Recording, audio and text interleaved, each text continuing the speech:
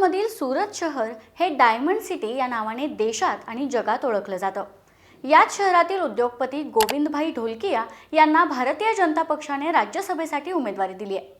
त्यांच्यासह गुजरातमधून जे.पी. नड्डा, मयंकभाई नायक, डॉक्टर जशवंतसिंह सलामसिंह परमार असे एकूण 4 उमेदवार, तर महाराष्ट्रात अशोक चव्हाण, मेधा कुलकर्णी आणि डॉक्टर अजित गोपछडे असे 3 उमेदवार देण्यात आलेत।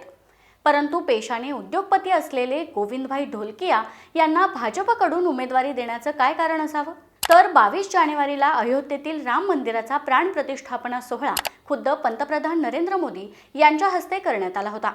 या राम मंदिराच्या उभारणीसाठी त्यांनी म्हणजेच गोविंदभाई ढोलकिया यांनी तब्बल 11 कोटी रुपयांची देणगी दिली होती।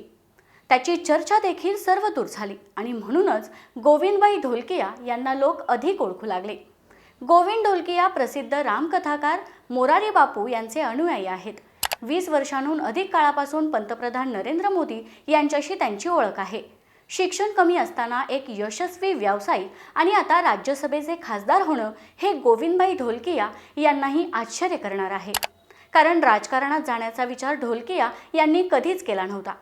पंतप्रधान नरेंद्र मोदी, केंद्रीय गृहमंत्री अमित शहा आणि भाजपचे राष्ट्रीय अध्यक्ष जे.पी. नड्डा यांनीच त्यांना ही उमेदवारी दिल्याचं ढोलकिया यांनी सांगितले।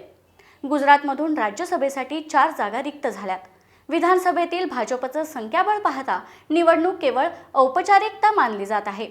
भाजपचे हे 4ही उमेदवार बिनविरोध निवडून येण्याची शक्यता अधिक आहे। तुम्हाला या डायमंड किंग गोविंदभाई ढोलकिया यांच्याविषयी आणि एकूणच भाजपने दिलेल्या उमेदवारांविषयी काय वाटतं ते या व्हिडिओच्या खालील कमेंट बॉक्समध्ये नक्की लिहा आणि व्हिडिओ आवडल्यास लाईक करा आणि आमच्या चॅनलला म्हणजेच फॉर द पीपल न्यूज चॅनलला लाईक, सबस्क्राईब आणि फॉलो करायला विसरू नका। धन्यवाद।